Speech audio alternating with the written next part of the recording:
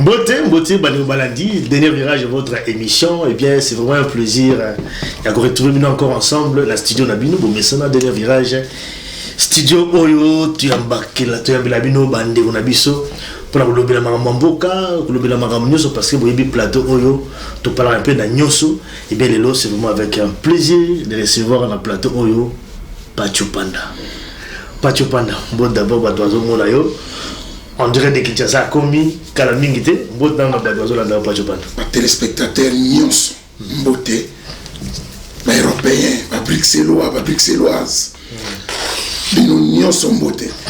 Kaka soki ya ligne à fouiller, Nanaye, qui sont niqués, Naka sont niqués, Nanasko Soukebele. Cyprien Weti. Voilà. Vraiment, c'est un ancien à Bruxelles. Genre, le soutien à mon Azonga. Vous en bourrez finalement. Vous en bourrez. Moi, j'ai des enfants belges. Moi, j'ai vécu ici. J'ai grandi ici. Nara, j'ai un homme, nous autres dimi. Voilà, donc, Pacho Panda, vraiment, ça qu'on rappelle, va souvenir rebelle. Les autres, en tout cas, parce que Pacho Panda est à Kinshasa, tu vous parler un peu sur structure au Bango créé dans le Congo. Les alliés structurent mon réseau regroupé en tout cas Congolais la diaspora, la diaspora réintégré donc au Congo.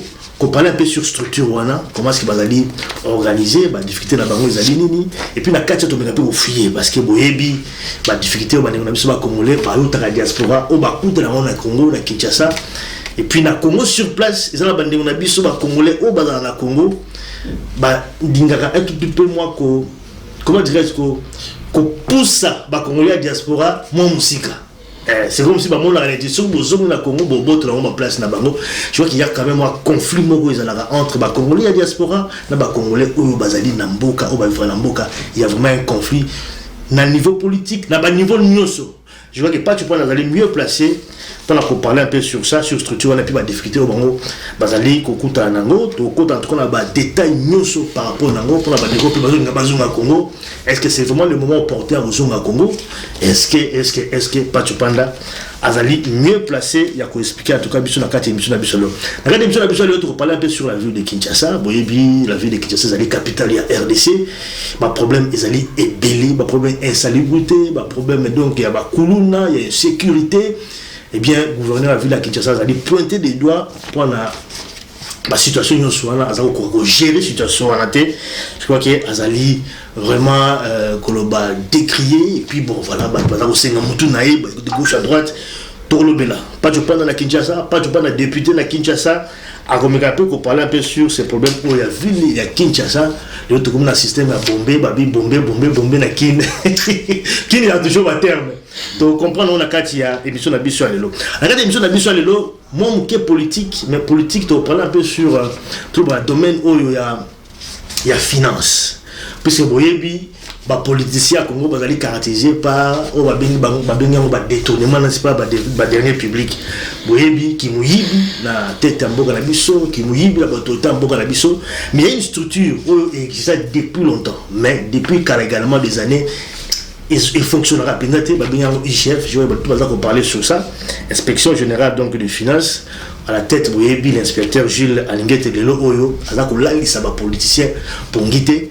Qu'on parle un peu sur réussite, en tout cas, il y a cette structure, donc il y a finance, inspection générale des finances, parce que les lois commis pour la Yiba, il faut à la gauche, à droite, parce que même conseiller d'ailleurs, au fond d'ailleurs, tout le bien sur cette réussite, effectivement, la structure, pourquoi le moment où il est reçu, alors que dans les années passées, et Simba quitté, on a tout, et vous allez en tout cas, dans le bas, dans le menu, il y a une émission d'Abisso, il y a le lot, pas de pas tout compte, on a félicité, on a la émission, vraiment, progresser ma casse. Professionnalisme na yo alanda ba débat na yo vous avez un sentiment vraiment tu as félicité émission na yo na pesa madame na bana mbote et bana ko ça na momité to ko li ba père donc faut le coup to pesa bana biso mbote c'est tout j'ai nous à 13 ans oui bien jour il y a signature à contrat na koya maman tika na entraînement le yo moko jour la signature à contrat dans sa petite sœur nanga jour na soto koya vraiment ya ko sinena ngina pesa mbote la pesa peine frère j'ai fait fond de ça la émission mbote na maman Françoise a pesa ka lenga libala mobile mo linga moi style ninga comme ça va style bien pour ko pesa bien encouragement que foyer Il y a un Satan combattre un mariage. Pour ça, rester le mariage, chance c'est zéro rester une alliance. Satan déstabilise la moto. Il y a un divorce, belle, incompréhension. C'est Satan. Allez, tu vas faire dans la kimia. Vraiment, côté de Kalonga, félicitations. Bah, moi, minga. Voilà. Mon pata, à longue avec. Bah, ça, moi, minga, va faire d'abord. Mon ami derrière. 30 ans, il y a vie commune, et ça blague. Il y a 25 ans, il y a vie commune, dans la génération, dans le monde d'Alélo. JF, le monde a pensé, quelle grâce! J'aime quand je porte des lunettes. Quelle grâce, frère JF. Voilà, tout ce qu'on a gâté, monsieur Nabi, pas Chopanda, avant que tu te l'obé là. En tout cas, on a un frère, mais un frère. Oui, frère, pas Chopanda. Voilà, donc en fait, c'est aussi là, il y a partager avec monsieur Nabi avec frère Jean-François Ifongi. Je vais battre Belé na Kinshasa, on va découvrir, mais monsieur Nabi, c'est grâce, il n'y a pas Chopanda. Ah oui, pour moi partager, qu'on a des belés grâce à donc il faut quand même courir. Tu ça général peut-être. Ah oui, général Fitumbe. Donc toi comment belé qu'on a c'est grâce à atteindre la bango. Je crois que c'est quand même un travail oyo. Et tout le monde va long et soit qui va place moi ma paix. Et comment il a place moko donc bah tiens une ciment va bien liboso et puis bah dérive donc. Non, il fallait quand même film Mobeya. Pour Nzambe, oui. Mon bout déjà déclaré en son temps. Bon, ce qu'on a maman, papa, déjà en son temps. Mais, Nzambe a bien fait tout 500 000 sautés. Voilà, merci Pachopanda. Alors, avant de développer Nyoso, je crois que tout le programme actualité, elle a eu une actualité parce que quand on voit Pachopanda, je vois autant que moi, Ransom, quand on voit Pachopanda, on voit effectivement Ransom parce que tout le monde. Ah, la Gadia Diaspora, les potes, on a des émissions musicales. Pachopanda Zala qui porte-parole. Non, la bouche autorisée, il y a Ransom, la bouche autorisée à une musique à Mésomère. Je vois que Maramutu, tout ça à l'époque, Pachopanda Moutabanaïko chapeauté, en tout cas, la combo, donc il y a un mouvement Mésomère. Alors, nous, dans l'actualité, Ransom, il fallait bêta. Na Zénith, Bolandi, Nyonso Eleki, visa, Bazako Boelaï, visa. Pachopanda, quand on voit également, dans le moment où les musiques ont commis, na époque de temps de Zalaki, autre en bêta, ce n'est plus la même chose. Engouement, les Zalaki, ils allaient sous-souter. Peut-être un point de vue par rapport à ça, parce que les lots où les visas, et puis les lots où la poto, Bazako interdit toujours musique, la musique est bête à les sous-souter. Yomoko par rapport à la situation où ils ont communiqué par rapport à la musique Nabiso, comparativement peut-être dans l'époque où on a. Non, jour et nuit, l'époque où on a, ils allaient qui pensaient. Je me rappelle, au Kanakou, tu t'es interpellé par l'artiste Yawera. Awa, dans le temps où on a Babi, Pité Belé, Awa, qui n'est libéré les rois à la minute Landaki. Batiki est agréable pour sakana monter. Époque, ils allaient qui est le long, ce qui est vrai, tout le monde comme visa. Voyager, c'est un droit. C'est un droit. Parce que dans une diplomatie, la règle d'or, c'est la réciprocité. Donc j'estime, ceux qui m'ont boyé mon visa vont payer sa raison. Mais, dans l'anda qui est là, sale, ils ont payé, sale. Et confirmé, producteur a foutu tout, préfet, d'accord, parce que conseiller d'état ça, on est à privé. Baptiste, on a, Azana, ça sème, va foutre à droit. Donc, couper ça, mon visa, tant que vous a raison, moi, tu es batinate. Donc, ça va pédir, on a le lot pessi. On a le lot pessi. Artiste, ouais, Zénith, on a bêta mot déjà. A bêta palais des sports, unique africain. A bêta palais des sports, c'est ouais. A bêta stade à Charletti. À Beta Olympia, à Beta Bercy. Donc, on n'a plus rien à prouver. Sur les liens pour Beta musique, ça fait plus de 10 ans à Beta à sauter. Donc, le retour, on a, mon retour, tout ça, quoi que on a apporté poids. Les bâtonnons sont fardeaux, parce que ce qui est, musique est Simbi. Nous sommes en appel au Simba. Raison, tu vas payer sa musique, il va payer sa tête. Parce que, raison, c'est là qui, Kabila dégage. Ça la raison, on va dire ça de raison Zalaki. Oui, ma raison est tenue, ma raison est concernée par moi. Parce que dans le monde de la démocratie, surtout place de Vandia, ngana za d'accord ngana kota ba boîte mais on peut que ça monte que na boîte que ne boîte na ko biso ba me faire boîte selonga so yo etalio on moni que etalio to OK na yo mais so ngana telemi na bi que mutu te kota boîte pour na boîte to langwaka na boîte to mela ba cigarette na boîte ba démon na boîte ba satabo kenete na comme dictateur ngana ko biso que boîte za la kana ben convenable o yo ka yo ko boya kei bon musique la musique papa ba c'est l'université université musique eza eloko en soi musique la mabesikani musique ya mabete yango ezapela ba ezaka na fan nango ba to soit linga musique c'est pas tout le monde linga musique ba to soit la ka pe wana tango banguma wana c'est pas tout le monde qui allait c'est pas tout le monde qui assistait à un concert c'est pas tout le monde toi une époque ba référence à wa toi une époque ya ba Hollywood City toi une époque ya ba Mambo est-ce que c'est tout cela qui allait c'est pas tout le monde qui allait et ça dit oh ya lingo kende akei oya boy na ba raisonner afin na ndako alors groupe ya batu moko pour bino bo décider non on est dans la sensité ba raison pour avancer so le beza pour la guerre na d'accord là les seuls pays dans la guerre les a congoté ba union sur le monde na ba trouble mais c'est pas dit que pour ça na ba trouble vie éthique à ça parce que l'on va reprocher à batu mais ba on va ko sala ngo so bino bo zela banali ba o sala bino bo reprocher o bunia yo bunia bien monté. Bon, les intéressants, là où je suis d'accord avec les combattants, une seule chose, éveil patriotique. Là, je suis d'accord. L'éveil patriotique est en référence à l'Imia.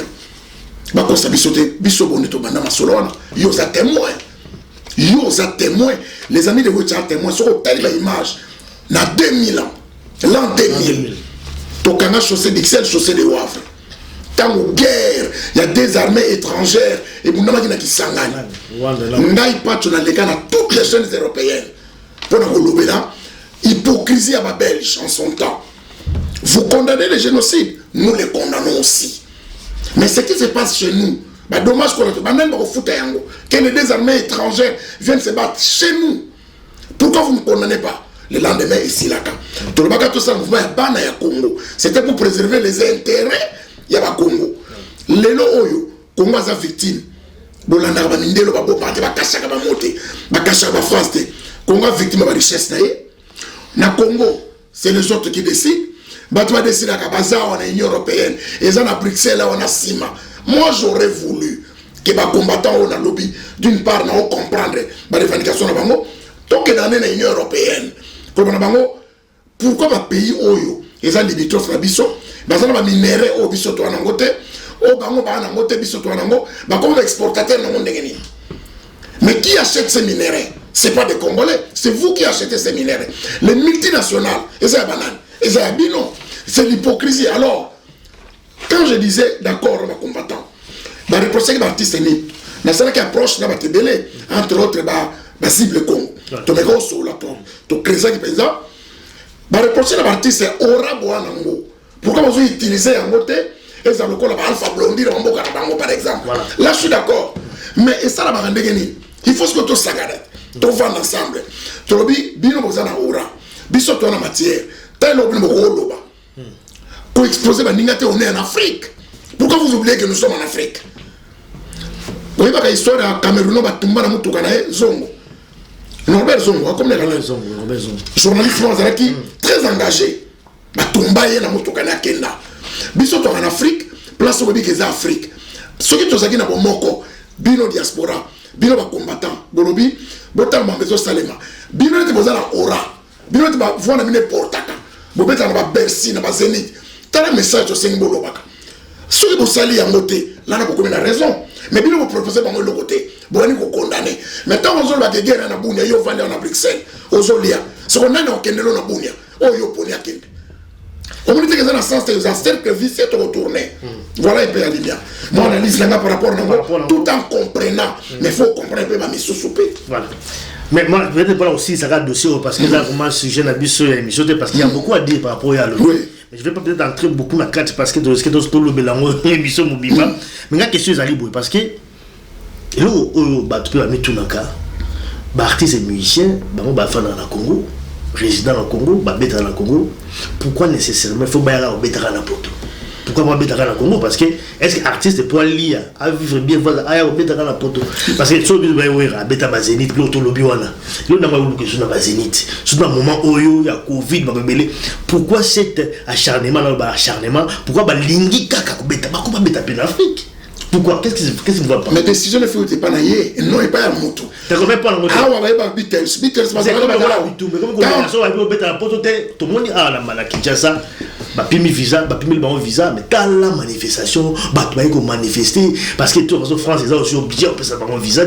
Alors pourquoi est-ce qu'il faut toujours avoir bêta la poto? D'accord. Il faut artiste yé à l'oba, ngai na bêta na mboka nanga. Mais artiste libre à koloba, na ke bêta na pays tel. D'abord, musique, il faut véhiculer le message. Ce qui te vend des bien, tous gens à côté, tous les ministères, il y a culture et art. D'abord, ministère, tout le monde en a Côte d'Ivoire. Côte d'Ivoire, avec le ministre, tout le monde en a reçu. Baris va y avoir ballet. C'est plus de 2000 personnes. En fait, pourquoi un artiste était à véhiculer le message partout à Lingui, pas à libre. On est d'accord, on a que Awa, ils ont un grand monde. Tout le monde a Awa. Ba Beatles en Angleterre, ba beta kawate, ba yena France, ba la libanda. Ni c'est bon nouvelle en Angleterre, bo beta en Angleterre. Ça dit artiste à libre, a beta place ya lingi, avec le message naïe. Awa biso toi ba pays, tous en usine ya disqueté. Toi en usine ya compresseur à disqueté. Toi en ba infrastructure wala té. Toi même pas la salle ya musique, salle spectacle les gens en construction. Après combien d'années? Toi même la salle té. Toi en logo mokoté donc artiste ligne dans le monde pour être compétitif, il faut qu'on affronte le grand monde. Mais il y a un centre Wallonie Bruxelles. Mais il y a des Français qui ont été James Bond, c'est-à-dire, au complexe de musique, culture à la langue, culture à l'école, culture à s'entrepénètre et kendaka. C'est ça, c'est reconnu mondialement. Donc, ça sera Marcel de poser la question à un artiste pourquoi nous avons été en Mboka. Réponse est à Robert parce que ça, musique. D'abord, la voyager, c'est un droit. C'est lui qui veut voyager. Bon, Matolo, je ne pense pas. Avantage des alliés, pouvoir d'achat. Ah ouais, ils sont mieux que l'Afrique. L'Afrique, on a des difficultés, pouvoir d'achat exalté. Mais là où je ne suis pas d'accord, ceux qui m'ont réuni les critères, ceux qui m'ont dit, c'est pas grave. La diplomatie, c'est la réciprocité. Tala Léon Nathalie, dans le reportage, Bacha Babibende, les bandes de la Bangombe, Botel Mabozo visa. Mais ambassade d'ambition en France, pourquoi vous avez la pareilité? Parce que règle d'or, la diplomatie, c'est la réciprocité. Nous avons un visa, nous avons d'abord fait l'été. Tant que nous avons fait hôtel et pas nabino, nous avons fait avion nabino, à côté de Binombo. Vous avez traité, on dirait, les gens comme de Werago, le Canada. Pourquoi Amandou a Potomboulani? Voilà, on va passer. Voilà, je dois que tout contre la carte, il y a dossier la bise, on les a eu. Non, c'était pour nous conclure, on n'a rien contre les combattants, pour biso mo to ba combattant, ba vrai, pour te vendre panakin, to ba non, na kata Kinshasa, sur place toute institution ces alliés. Non. Biso to d'accord te na CP na Innocent Balume, un artiste, atonginda banda ko pour banane, pour ba réfugié, mais to nga pe diaspora ces alliés organisé. La diaspora qui est tout le monde pour les réfugiés na bango tu vas combattant pour le lobby t'as la bisotindi d'abord quand tu parles de comment n'engage pas tout le monde et tirer le mot ya pas tout le monde comme manquer pour l'intérêt na bango tout le monde bango comme nene tout le monde bango donc les intérêts comme égoïste et le mot déjà cause juste pas expliquer biso cause vraiment combat pourquoi combat tous s'engagent ensemble tout ça la force parce que l'institution en ambokanation et les cas d'élection et les qualités que pour ta s'impose coup d'état le rôle na Mali na wapi na Guinée on a des élections va voter on va dire d'accord c'est leur droit va se manifester en paix on va d'accord et c'est le côté voilà pas de panda mais na compte à la carte militaire la biloga lobby mais tout contre na émission la biso soudé tout ce qui est to lobby la magambo to bongisi pour le baleloté sujet liboso diaspora réintégrée au Congo. Yo aux la carte structure on a diaspora réintégrée au Congo il faut d'abord biso structure on a ils ont regroupé banani pourquoi est-ce que vous créez une structure? Merci beaucoup Alimia justement pour répondre na makambo to zanango il a plu na ndeko na biso moko maître John Yabusele fondateur ya DRC diaspora réintégrée au Congo. Maître John est à Paris. Maître John est à Paris Léo Kagoyebi champion grand sportif. À son moment, on a conseiller chargé de mission à gouverneur à travers Ganaye. Tout le monde a quitté, Moutako sauté, Bamboke Pelé, et se développa grâce à la diaspora. Pour la diaspora, il y a un peuple babini. Baken Mboka Oyo, ils ont la technologie plus avancée que Bango. Mingi ba pour la raison économique, mingi ba raison d'études, mais surtout ba raison politique. Mais tant ba combien na Mboka Oyo, parce que Roki Mboka te Oya yo eleki yango. Au Kenya Mboka eleki quand même. Mboka na yo pona moi bien-être. Tout bouton sans cacheté. La diaspora oya bise bima et kena na Angola et kena na partout dans le monde et na Europe. Basala ki na bit moko. Un jour baso Mboka na bango. To yaka na putu ko kolisa bongo ko somayele ko songa Mboka artiste Mboka munene ready ayembaka. Alors la diaspora ta moye ezui expertise. Mais au loba ki yango conflit moko ezali. Tant na ko songa Mboka avant même to comme son Mboka. Lelo na Mboka na biso mutako sote diaspora photo za la fière. Biso ne to sala nyonso. Vraiment nyonso sur tous les plans. Matanga diaspora. Fête diaspora. Rentrée scolaire diaspora. Nyonso c'est la diaspora. Donc na bambonga passe. Pour mon délai pesa vraiment mbongo mérité. Au salaire de 8 heures du temps. Ba foutu mbongo. Mais ndeko azo se sacrifier. Atindela ka batu na Congo. Batu na Mboka na bango ba village Lubumbashi Kisangani Bandundu. Bandeko na bango ba kola balia. Mais diaspora to moni yango ils a respecté. Ba droit na bango ils a respecté. Or bango de ba osala musala. Alors maintenant les kanisana comme on a kalobi pour un nini to osala bongo esimbate pour tous éparpiller. To me kozala sko regrouper. To me kotala na diaspora et comme on a molobeli moko et comme on a président moko to me kotala ni to kosa et surtout dans circonstance to alelo président de la République à sa diaspora. Premier ministre à sa diaspora. Gouverneur de la Kinshasa et belé à la diaspora. Pourquoi pas to profiter lelo to me gagner mon diaspora o ba iba passer to mona to me ka en sorte que diaspora ça la considérer dans Mboka na biso. Mais avant to ça la considérer biso mo futo d'abord bien structuré. Il y a un créer un mouvement où on a ça rapporteur général et porte-parole. C'est-à-dire l'objectif de ces alliés, l'objectif de ces alliés, solidarité d'abord entre nous. De mon lobby, nous avons ces classes en expertise qui toko à la Congo, nous avons branché à Saté. Et créer le là, moi guerre mon gobo. Bon, ça c'est pas ça place en Gazama, à la retraite Koka Boko Kende.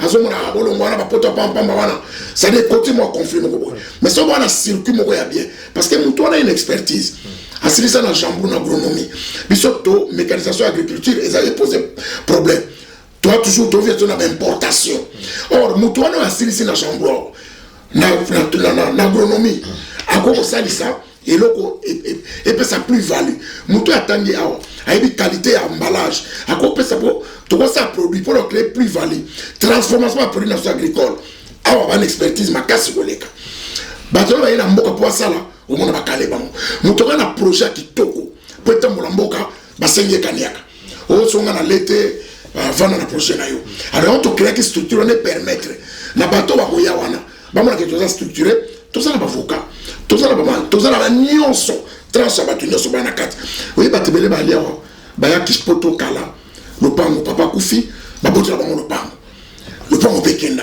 mais la carte structure ça te permet de ton ba voka to ko landelango c'est-à-dire aux asu yo mo côté yango to yaki pour installer yango siko en Europe to installer en Paris to installer comité en Salem to installer en Suisse dans Lausanne comité en Salem to installer en Allemagne dans Dortmund comité en Salem to installer en Belgique to installer en Hollande semaine prochaine to va aussi na Portugal to aussi na Espagne to aussi na Italie après to quatre Angleterre to partout to lobini diaspora to zana lilo bamoko bamboka lokola Maroc ba créer diaspora sala wa fa banque et au perso crédit ndeni poza ya bino mboka lokola Congo to voit misa Western Union to voit misa Ria to voit misa nyonso yebi so tali ba mbongo to tindaka c'est des milliards.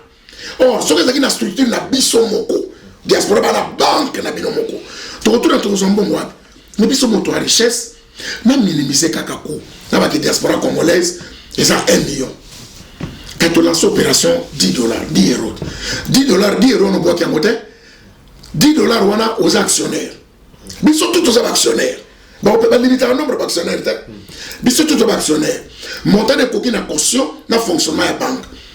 Tu as vu ce gouvernement, ça a besoin de confiance. Paye, il y a pas service, paye, il y a pas fonctionnaire. Il y a pas militaire, tout est les cas dans la banque na biso. Bah comment ça dit banque et ça on a biso. Il y a pas diaspora va créer banque na bango. Moutro ça routine en bon na Congo via banque na bango. Investissement via banque na bango. Crédit pay via banque na bino. Est-ce que tu as développement côté na moquette? Tu peux exemple ba malien. Tu as ba malien. Tu vas ba malien. Malien sont le chemise à 1000 euros. Wali bon ma religion mais tu es fou mon frère. Malien nyo sona Mali. Les lots toxo to komina langage moko. L'État a respecté biso. Donc ça face na bango. To sengi bongata cité. Bon ça 1000 hectares. Vous allez cité de la diaspora. Tomber de bandeko, ba bebani na ba famille. Atinda ka mbongo. Tomber la sondako. Yena na zumu kandate. Ye moya kendete bana. Famille derrière là. Or na ba structure ne tia biso wana. Plan na yo clairement au monde ndako na yo. C'est ça là, nous avons organisé diaspora na biso. Tout le monde a ba détail ba mike on a nyo se ozala résorber régler ya momoko. Mbala moko ya momoko za régler. Lelo yo okene makaza pe ser lisette azana exotique atekaka. Yo préfère que ce soit pas arabe. Ou que ce soit pas mundibu, ou soit pas indien. Mais ko defoye pa na ye. Soka pétition longwa olinga koya on envoie messager nous avons surtout sali force biso somaka tout ça combien na chaka Bruxelles toi combien chiba sur un exotique so no so mbelo ko so mepanaye mokolo zango ye panaye biko somba ka ko pesa yo so ko matanga a assister yo pengi ono ko so mokolo zo matanga ye bio okutane wapi donc esprit wana et longwa biso le patriotisme n'existe pas to yawa total la ka ambassade. Pourquoi faut-il un ambassadeur ou à Libanda, moutaïbi réalité en bokate? Pour quelle raison? La diaspora doit t'en abattre. Mais tu vas mériter diplomatie de basate. Mouto, notre exemple, il y a Bruxelles pour toi, na Bruxelles. Mouto, où t'as Eupen, Malmedy, Verviers, avec pour comme carrément ambassade. Mouto, ça n'a pas ébilité, on a qu'un air à lobby. Mais il dit que Malmedy peut y avoir foutu train. Alors, on a un sur le billet. Mais si on va dire, moi, je suis en ligne, je vais aller à Bruxelles. Il dit que les difficultés dans les moments qui vérifient, on a des solutions. Et puis, il y a une réalité à la carte. La carte consulaire, et comme ça, dans la Lélo, ceux qui sont au Congo, Lélo, pour ce qui est président de la diaspora, ceux qui sont au Congo, Lélo, au Congo, visa sur place. Au footing bon, on sur place aussi, à moins de temps aussi, visa, ok. Et ça, quand même, va faciliter ton attaque, non, on ne faire. Pour soucier ça lit tant comme force to tuni sikoyo pourquoi viser faire ça la cannabis autour de mboka pourtant on doit kawana minimum na ça qui n'est 1000 euros et au tika na Congo et qu'on laisse bande quoi Congo donc pour nous tous avantage wana il faut nous tous à organiser tous à la sérieux tous à la structurer to ko arracher bloc belé to ko imposer bloc belé et possible tant que tous à éparpiller ko betaka balinga à part jalousie so ko petit mutu on résout le problème. À part jalousie, on résout le problème. Au petit moutou, ceux qui peuvent bétailler. Bon, on résout le problème. Or, surtout Sangani, tu Sangani force. Oui, oui. Dans le petit baloumé. Ah, petit on a apprécié. Ah, petit on a. N'a pas fait, je crois. Innocent lobby, Batounier, Gomabi, moi, je n'ai connu que les sifflements et les crépitements des balles. Mais vous n'en parlez pas.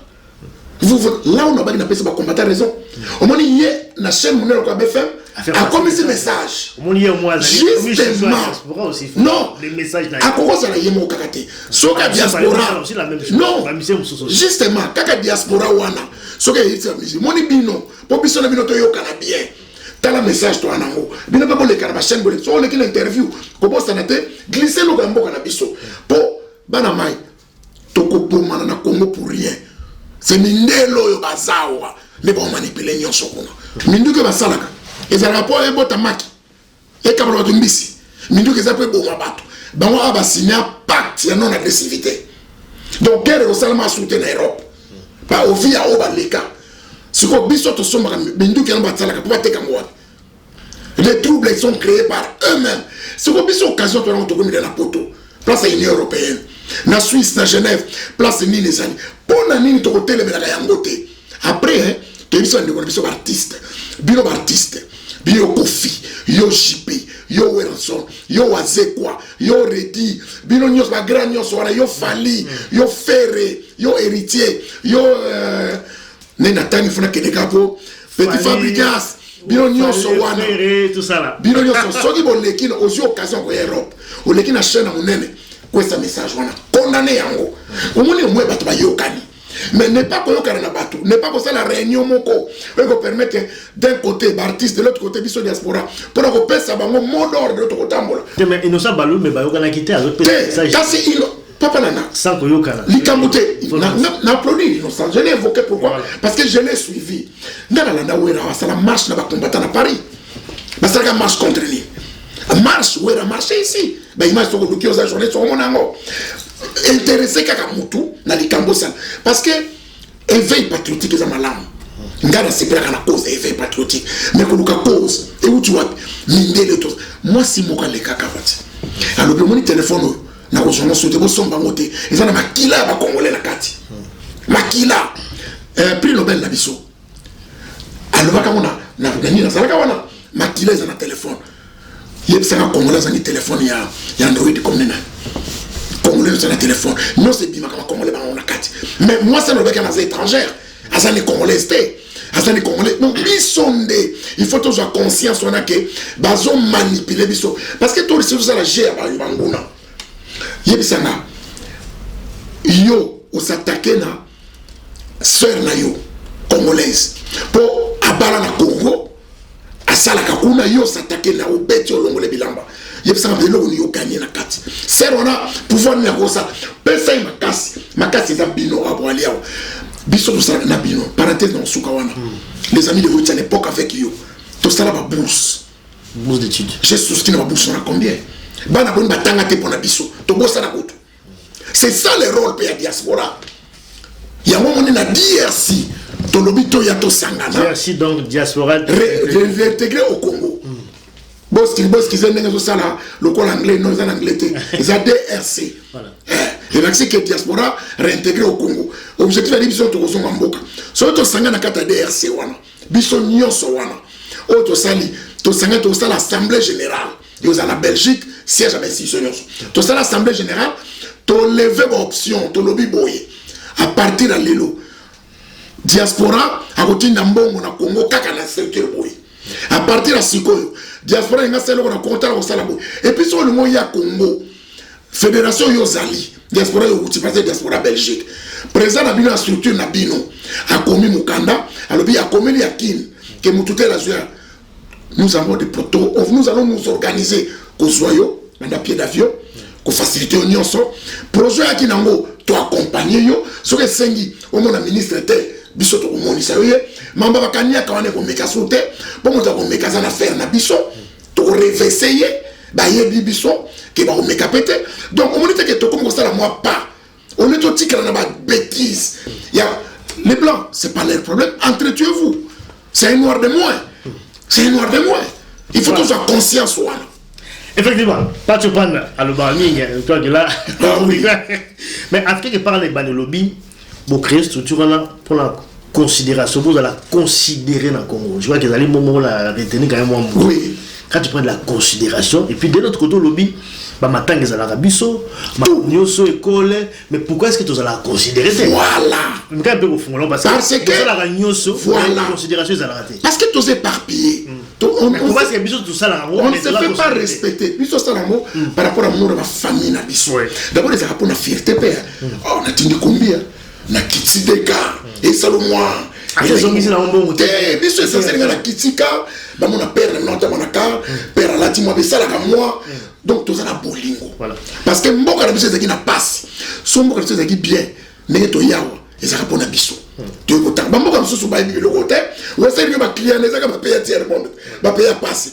Pourquoi tu as considéré dire c'est mon akike pour te éparpiller, pour ton langage mon côté, pour te kenaka bateau kuna ba yinaka biso toujours kaka tous la hypocrite comportement na biso pe on dit c'est moi benga biso diaspora babenga biso babenga biso ngo Diassa également aussi avec l'événement Félix Tshisekedi. Voilà. Ils ont mis sous voilà. Au moins la voiture, plaque à présidence, c'est terminé en Ganda. Et qu'on salamate. Ma personne est liée en Ganda, tabanoté. Ma personne est liée en Moulou noté. Tikaka, officiel Nandaku. Ils sont ketchkende. On vous à l'aise. Déguise-toi. Mais on va voir le lendo. Moi, je suis le papa. Président, c'est à sommet. Son salaire, bon, son le mot que nous sommet en Moana. Alors, s'il y a un problème, comportement à bisopé, entre autres, déplorable, arrogance. Donc, nous sommes outils pour on va savoir, donc, c'est logique. Comportement à bisop, et ça l'équipe de ma paix. N'en parlons pas, Bassia Bato. N'en parlons pas, monter. Parce que quand on va reprocher, on va Bato va quitter la Kinoana. Bassia Bato, n'a mis balle à Bato. Ma fille, bon, va comment peut quitter ni balle à Bato. Bassi paye à Bato. Alors, on y a vu, on est car les Arabes qui chassent ça, ils sont moins sortis poteau. Il y a privilège. Les lots, ce n'est pas le cas. Bon, excusez-moi, c'est pas tout le monde. Je ne m'adresse pas à toutes les. Bamiebi. Oui, à comportement. Mais comme il est belé, comme il est. Donc, il faut que nous voyons. Nous avons un leader d'opinion. Donc, on a monité pourquoi on a Korobanga. Son est comme ça la bisopé. Vous allez dire, ah, oui, mais c'est Robert. Donc, et vice versa. Donc, nous sommes les salariés qui va y avoir bisop. Et puis, nous, il peut. Tous les salariés qui peuvent toyer bani. Ou va que la classe P, toyer bani. Balbite Bouno s'attendre. Et nous, les personnes passent dans le Congo pour dévaloriser l'école des métiers. Nous sommes que c'est important que l'école des métiers n'a pas payé à tiers monde. Exact. Pour les alaratés, pour les femmes médecins, il faut réagir. Biso, tout ça. Carrelé, tout le Kakaï. Le pain on est sur le Congo, ils ont un robinet. Mais le pain on est sur le robinet, ils sont intacts. Mais premier à Zate, il y a un moment où on fait la parenthèse à Mouké, Ngapacho. Je suis fier de le dire. 380 échantillons, il y a ma chaîne Koulouna, que j'ai réinséré à travers la formation. Oui, bien. La mère, on a INPP, dans le format Kaka, bah plombier, bah maçon, bah charpentier, bah menuisier. Et bien, il y a un poteau. Jour, on n'a pas petit frère, on n'a pas picho. On n'a pas bâti la bilan, on a pressing. Petit moko. Il y a l'oréa, on a zarakawa. Abivier, 50 €. La photo le pressing, na lela. Moi, on a zaraki délaissé. Les lois, ça. Conseil, quand on a pessé. Alors, on a vu, permis na yo na zwaka wana. Et pessé na musala. Musala na zwaka. Na économiser lenga na comme na poto. Grâce à yo. Baza combien bongo. Na kani parenthèse wana. L'état na bissou. Valoriser l'école des métiers, école professionnelle, école tout formé plombier, tout formé agronome, ça dit surtout formé peintre, surtout formé couchon nyonso et quoi absorber parce que bateau va créateur d'emploi, demandeur d'emploi. Au contraire l'État il va gagner. On est informel, on est formel. Nous avons regardé parce que nous foutons à droit, la taxe due à l'État. Alors, surtout cette école des métiers, là, pour nous, nous allons absorber. Mais pourquoi la salle politique? Pour deux choses. La lutte farouche contre les antivaleurs et la restauration de la famille comme cellule de base. Je suis le premier et je suis fier de le dire. Du haut, il y a tribune, il y a Assemblée nationale, on a prononcé Koulouna en cravate. On a dit oui. Plusieurs toi n'a pas mis un téléphone et toi n'a mis vraiment un singa et toi n'a mis il y a biloko kolia pour nanzala mais des vrais voleurs des Koulouna en cravate qui se la coule douce roule carrosse parfumé cravaté bah mon débat libanda il y a un moment place dans son bête là n'a même pas chef n'a pas comment ça neni voilà place il y a mon donc surtout celle de l'école des métiers bana wana ko yeko musana yi 6 mois a commis peintre 6 mois à commis carreleur, 6 mois à commis plombier. Bah former ni moussous, série moussous. Au moins, moutou dans un métier. Ils ont passé à ça pour sauver. Oui, puis mot d'ordre dans les alaka pour ne pas chercher dans un boy. Diplôme bosu na INPP, ils ont le cola moutala telamba pembe. Koulou ils ont le cola poto poto. Mais non moi la telamba pembe qui ne connaît pas poto poto. Il y a un moment de va soit valeur. Donc c'est ça. L'État quand on a échoué ma casse, il faut valoriser les métiers, l'école des métiers. Tout le monde ne fera pas l'université, qui par définition est l'accès recherche, qui réservait n'a pas tambour, n'a pas riche. Mais biso, tout tanga biloka mike au sali maçonnerie au sali plomberie au sali tous la main d'œuvre est belle et ils chômé pour rien to ko capitaliser mon ko utiliser bangote. Ça c'est bien Pacho Panda, mais peut-être deux questions après aussi ça parce que ministre de Kenya Bango question on a tout là les locaux effectivement il y a des Congolais sous balinga bazonga Congo bala hésiter. Très bien. Question à Rezali, est-ce que yo ko assurer bango c'est le moment à Bozonga à Congo il faut baser dans le monde parce que yo allez vraiment dans un exemple parce que on a sur place oui bi ba donner ça vraiment sincère par rapport à l'ango envers moi-même surtout. Voilà. Est-ce que Congolais ou Alinga Zonga la Congo pour les gens qui ne investir, est-ce que vous conseillez? D'accord. Dans la société, mon gars, là, client n'a eu. Assurance funéraire. Avant au Salawana. Ah oui, quel client là? Client. Batang sabi solo komoko. Les systèmes, les méthodes, on vous les donne. Mais le dévouement vient des tripes. Voilà. Le dévouement est personnel. Natanga livre Lunda Boulou, la décision. La chose la plus importante dans la vie d'un homme majuscule, femme, homme, c'est la décision. Mais une fois yo, aux yeux de décision, contactez DRC. Projet Yenango, place au Bénin. Papa, parenthèse, Mouketozana, Lausanne, en pleine conférence, oui. Papa Moko à l'exhibition importante sans aller kinango souhaiter la créer souhaiter à former ils ont un niveau on dirait qu'il y a un main d'œuvre moko ma casse ya kitoko boy pour na visa d'établissement compliqué séance tenante na bengele mukonzi moko ya DGM na bombi kombo na expliquer non yoza congolais d'origine biloko on est concerné yote na patinenga tarification na l'accès tarif ya ba visa nyonso ya caractère nyonso. Donc, il y a boire par manque d'information. Donc, ce qu'on a décidé, on a contacté DRC. Si on contacté DRC, on a projet à USA. Place on a 1000. Il y a le Kouta, on a 0. Si on a Kabayo. Mais donc, moi, on a fait un caisse à l'État. Et bon, mon conseiller a bloqué. Le ministre a bloqué. Bissoto Talaye. D'abord, il y a une décision. Dans le bureau, on a comme 3 phases, c'est-à-dire, si on a décidé, on a décidé que Zonga, il y a d'abord décidé au Zonga. Si on a Zonga, contacter DRC. Mais ça a la structure, mon corps, dans la période DRC, ça a tangi. Pour tout ça, on a un client pété, dans un membre. Il faut avoir un membre. Dans la structure de la DRC. Mais quelles sont les conditions d'abord d'un membre? Il y a au côté, la DRC, on s'adhérer, chaque structure est là, où il y a un balingi. Biso na Kishasa, pose à la membre, il y a biso quota, tu sais, il y a $10. $10 par PC aux cartes, au côté membre. Cotisation, association est ambulantée sans cotisation. Les cotisations sont mensuelles. Il y a Bino, c'est l'organisation de la Bino. Nous avons un statut commun.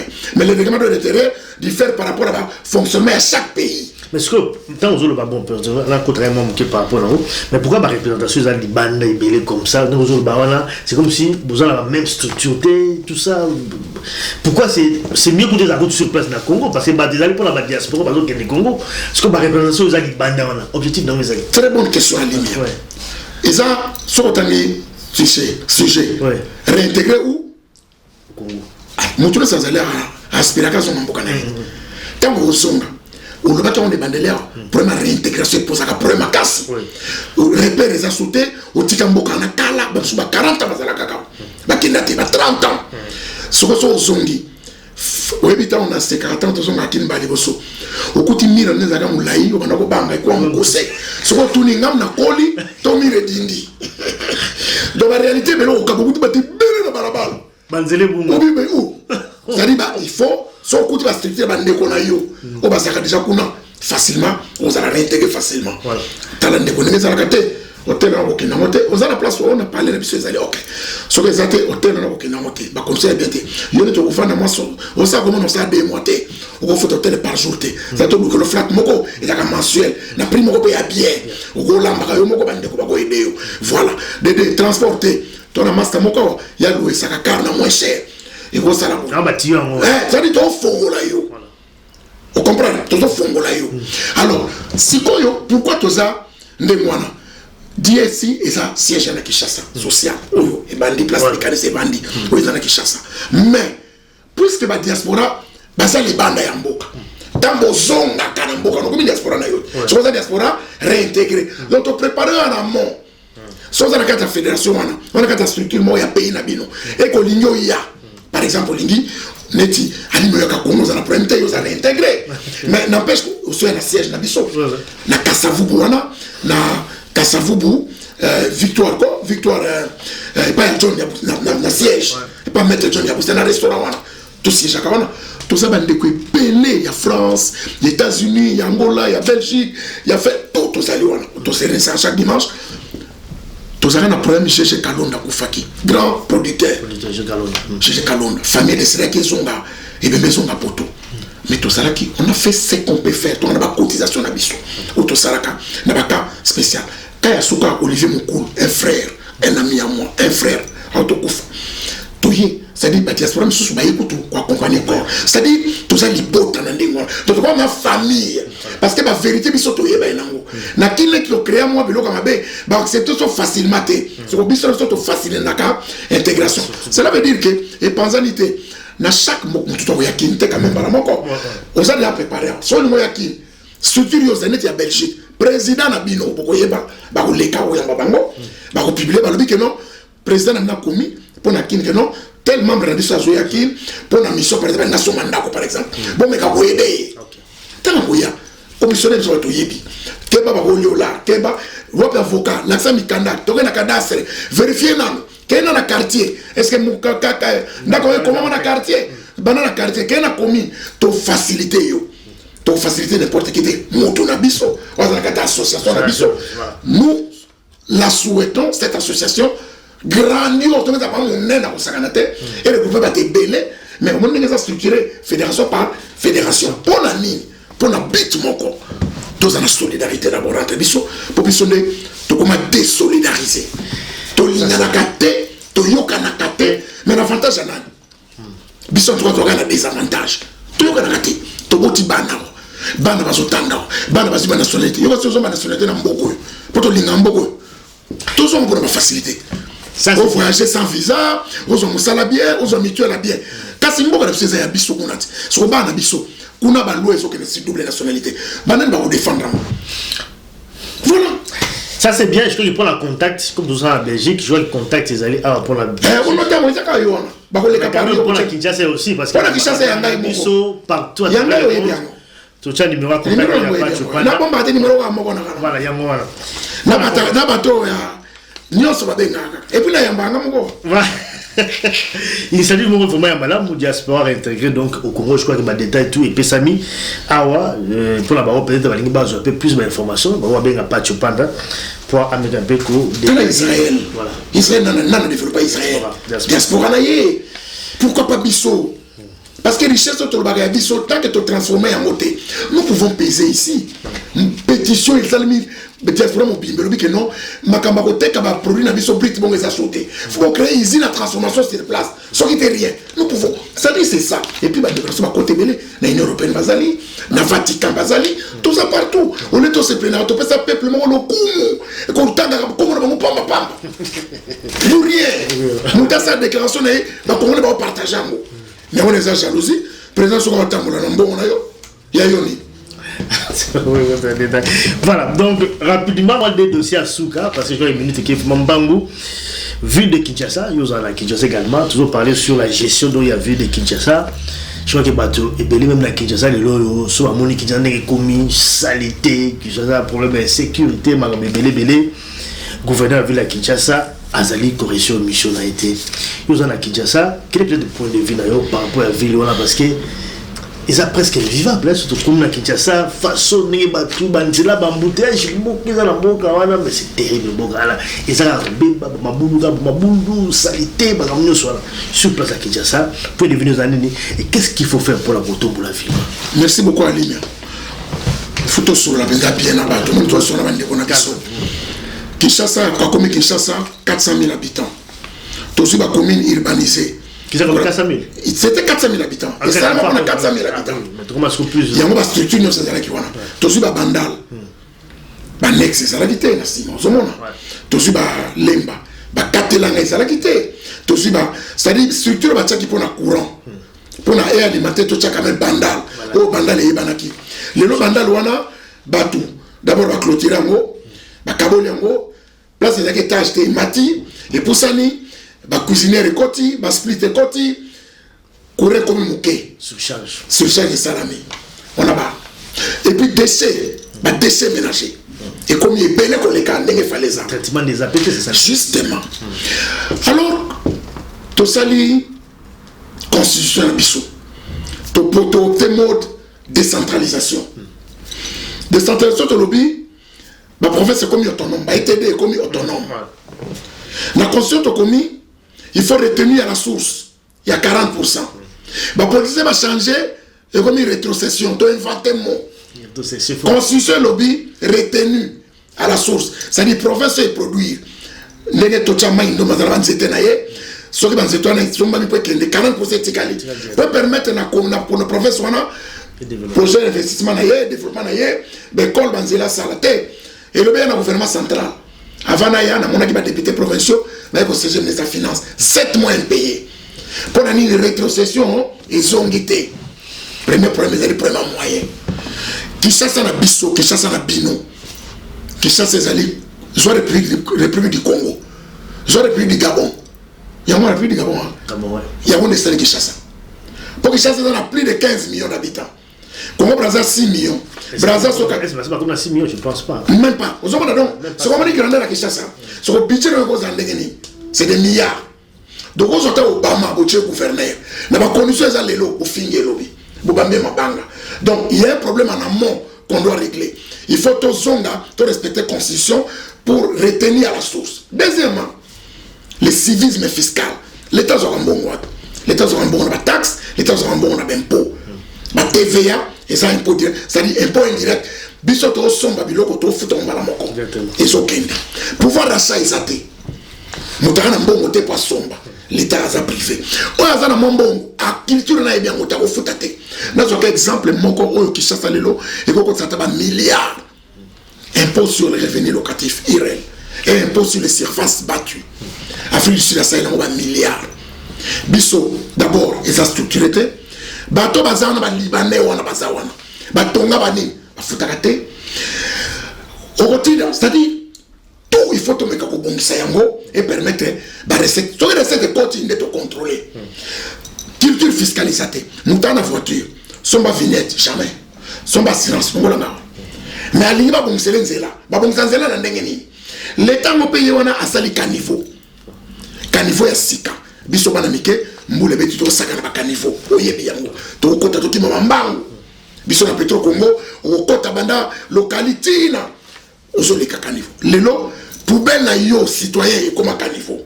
Et comme boucher, ma tondi na ndako l'État taille la likambo. Donc il y a un problème mental d'abord à changer, à révolutionner. Ça serait un des deux. Culture fiscale et fait comptabilisation. Nous te faisons baquer. Et puis avec comme emploi qui ça se fait bénéficier. Ce qui va appliquer le qu'on a lobby, retenir à la source. La structure il y a contrôle. La structure on a et on a complaisante. C'est-à-dire la structure l'État c'est tout, c'est lui qui doit organiser. Non, biso to la part na biso. Oui, ça c'est vrai, mais l'État biso to la part. L'État c'est lié y part. Biso faut tout la paix, il y a biso. Tout ce qu'on a monté autour nango. J'avais proposé une idée. La binakin tout exemple kabawiwa. Ba motona nombre motaï d'azate. Ba faut te rappeler que ça. Motaï d'azate, par la plaqué, par la silence. Nabi, ceux qui s'organiser bien. Trobi que tout ça dans mon package.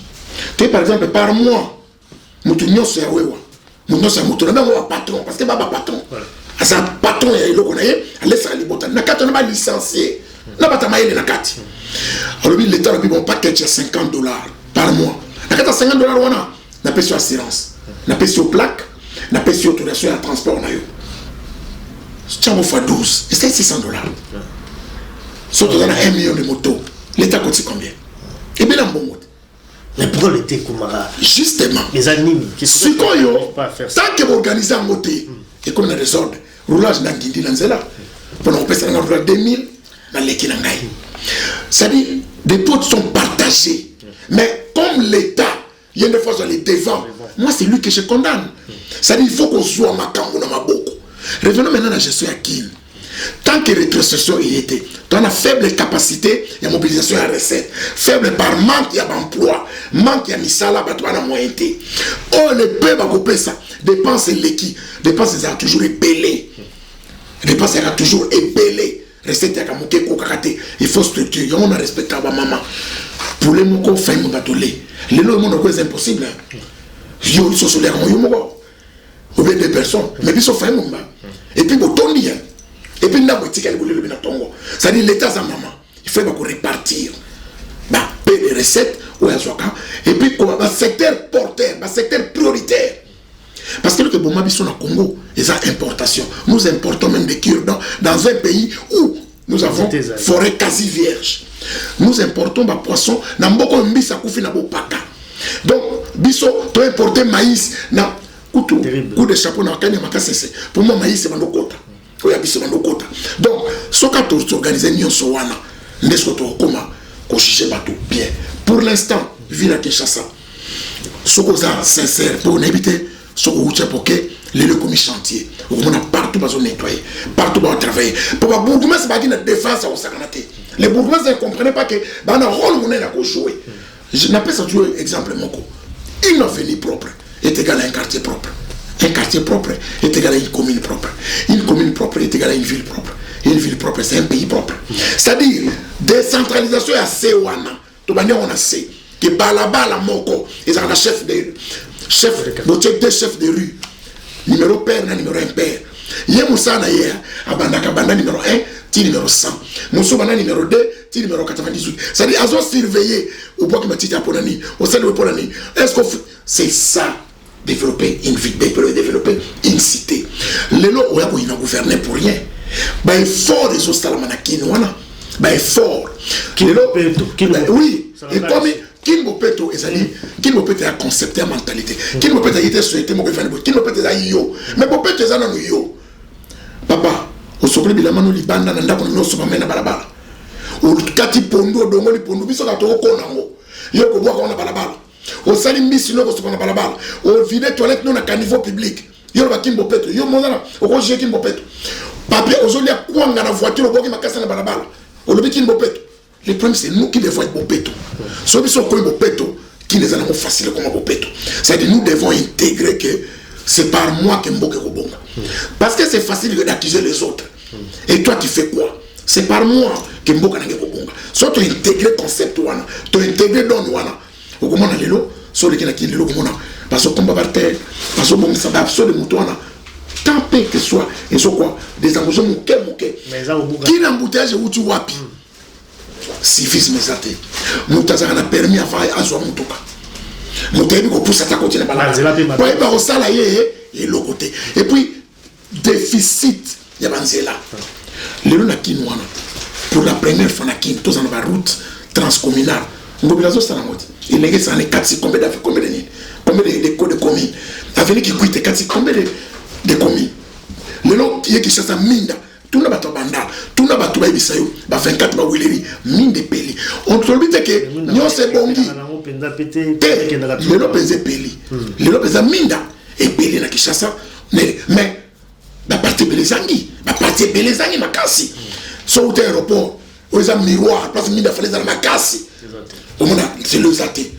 Ça dit, ma place, on est faut mine de pelaté. Mais ce qu'on va mettre la mine d'Arengali. Et puis, biso, nous sommes capables de battre à Yibi et l'autre battre pour nous battre. Nous sommes Yibi câble. Dans le niveau, tout ça, monter à ma baie. C'est-à-dire, Kinshasa, nous avons expliqué, ce qui est budget, on a la capacité de Koukani. Kinshasa, n'a problème qui peut bon. Voilà, Pacho Panda, tu le bénéfice là, ça, mais pas aussi ça quand même, parce que je crois que tu as toujours quand même un temps mingi avec Pacho Panda.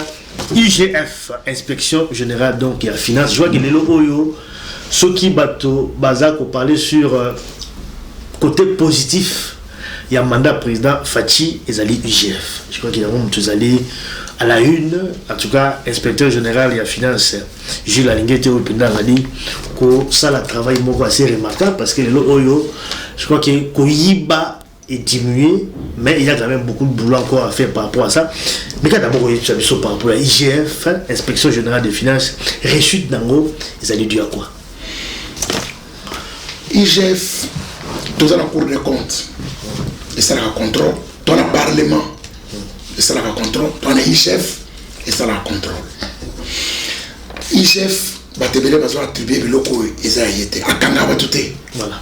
IGF a un rapport naé atindi na qui des droits. Rapport naé ko salango atinda ba inspecteur na terrain, l'inspecteur va constater, va faire parler va bilan, va côté va salut audit pour baza ba grand expert. Vous dites qu'il y a une école nationale des finances. L'hôpital m'a dit budget comptabilité publique dans la 3e. Voilà, c'est déjà grande distinction. Je salue mon 2G, le professeur Nim. Donc, IGF, on s'en salanaye, a tindi à mon acquis des droits. IGF est bimé les lotés, et bana bana. Tant que bana sala, ce que va tindi rapport, bateau bazalaki, remis en cause, n'a qu'à rapport wana. Bazo landa yango bate basanini ba étouffé yango IGF a une méthode moko oyo na mona ke benza génie alors moni ba miyibi mboka na biso on a benga ba kolona cravate ba lo lendo moko basa na arrogance moko ba miyibi wana basa fier moko zoka la moyibi mais basa fier ko sakana te alors elo ba ninga ba toucher te eza réputation na bango wana IGF a sali kaka nini à élever le texte. Est-ce que vous avez contrôler pas la gestion de ministère tel, de entreprise publique telle, tout le monde qui est déficit ça mis à boy. Dans l'anda IGF, alors le ceux qui va le c'est pas ça dans là. Ceux qui m'a dit 1 million, il y a pas 300 000 de Kenanzela, 700 000 de Ken va poche. Donc 30% de vos salaires. Est-ce que c'est normal? N'importe ni tout le monde dit même le candengue. Alors mini on a pas arrogant. Bana bango lendo basela bango lendo zoka baba miyibi obiso to kola kangela nga moyibi bengela nga police bangwa terme nous ezate ba voleur ya mbongo l'état mais heureusement nzambe l'état za kanzambe tala bango pe ba ne sengote ba vivre be bien té tala bango bien ba be ne sengote mo bana mo bien té et ba ça be bien té bango mo pe et puis ça le mo ka musalango 6 mois ebele mutangelele Moutou Sangi a comme un problème, bah les koufi pour la nini. Or, en faisant bien ton travail, au soit bah droit na yo, tu vivras mieux. Au à la l'aise, il y a mon chef, Moussala, tout Congolais les là sont salués en haut, mais n'a pas rêvé ces bango. Maintenant ton comité, il faut une bonne maison d'accord. Somme le c'est facile. On nous dit qu'il y a 1 million. Oui. Mais somme qui n'a kanganda ko na tekango, vente lui une bonne maison na caisse à l'état. Ah ben oui, kanga ba compte na ye, ça la commission rogatoire place à bomba mo Hollandi, ba kangi mbongo zongi, c'est place aux Zélandais en roi. Déjà c'est bien qu'on dénonce ban. Déjà c'est beaucoup mieux qu'on reverser ban ba côte ba prison bongo. C'est déjà beaucoup mieux. Mais o eleki l'inconde zonga o bazwaki. La rotika na moto, sinon c'est facile. Mutakaye motema 10 ans en prison bimia ko mutambo. Non, il faut qu'on lande la ye penza l'inconde zonga parce que mboka bandoki yo moko foida yebsanga ole de 100 millions de on a âge ni o tika na combien d'années au vivre sur 200 millions au lion au privé ba tout combien yo moko isa be sonite et puis o yebi ko za moyibi o yebi ke kalabono bo mara sko bebe bino ba yebi ko anu fako or na salaire au soka tu peux t'organiser au vivre bien net mboka ko la kino au vivre no bien et puis ça bino sonite. Au moins, une conséquence. Ils ont des millionnaires. Mais il faut ça, millionnaire. Moi, non, moi aussi. Quand on a bien quelqu'un, on a besoin. On a récupéré une corde dans les ressources. Il faut que on soit capable de une corde dans récupérer. Comment vous montez avec vous? Vous tirez mon apporte, vous avez répété. Ce n'est pas ça que vous avez dit. Vous avez combien? Vous avez répété. Quand vous folie, drogue, bango. Homosexualité bango, bouzo bano so bango. Moni ke mbongo ole pesa di pamboli et pesi botutu. Malédiction. Et pesi malédiction pour la nini bato bazo lobelango. Alors tous en conscience, aux hauts fonctionnaires, au foot mandé mon motinho sauté, c'est normal. Aux en bon mo ya moi bien ko le kabaninga nyos. Mais contente de cela. Parce que quand vous voyez ba million boka, bato na bino boko mena ba. Bo sabe na bato ba o côté la bino. Bona le papa il y a un côté là-bas. Monter 20 millions. Après ça, 10 000 $. Monter à Sekio. Monter à Sekio. Azure, on a poché les colors. À Sekio, à Cholio. yo comme côté là aujourd'hui au comme nenia ba nyonso pour na 10 000 ba peso ça na 10 000 pour ya soki place à 2 millions 20 millions ba peso 10 millions ça na on to bana ko boya ya mo moni na c'est que les antivaleurs sont applaudis voilà ba métier noble comme bani enseignement magistrature comment vous êtes magistrat il y a parquet il y a une façon ma papier sur ma bic c'est quoi c'est la justice ni un sage. Vous clochardisez un militaire, vous voulez quelle sécurité? Vous clochardisez un médecin, vous voulez quelle santé? Vous clochardisez un enseignant, vous voulez quelle éducation? C'est ça le problème. C'est ça la situation chaotique. Merci d'un passage d'ailleurs. Merci beaucoup à Limia.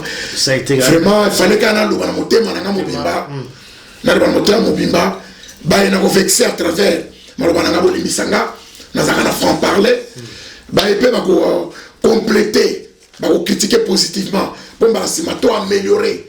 Vous allez bienvenue toujours. Nous avons Nicolas Bathérapie Sokaka. Merci en tout cas, Pachopana. Merci la Nyoso. Merci et puis bon retour. Bientôt Zozonga aussi. Ouais, nous allons appeler Manabana. Voilà. Oui, mais c'est un quel bonheur, quelle grâce. Merci Pachopana. Merci la Badoula Nibiso. Partout à travers le monde. Vraiment, nous arrivons à la fin de cette émission. Donc on se retrouve prochainement à la prochaine numéro. Merci et à très bientôt. Merci beaucoup. Bye.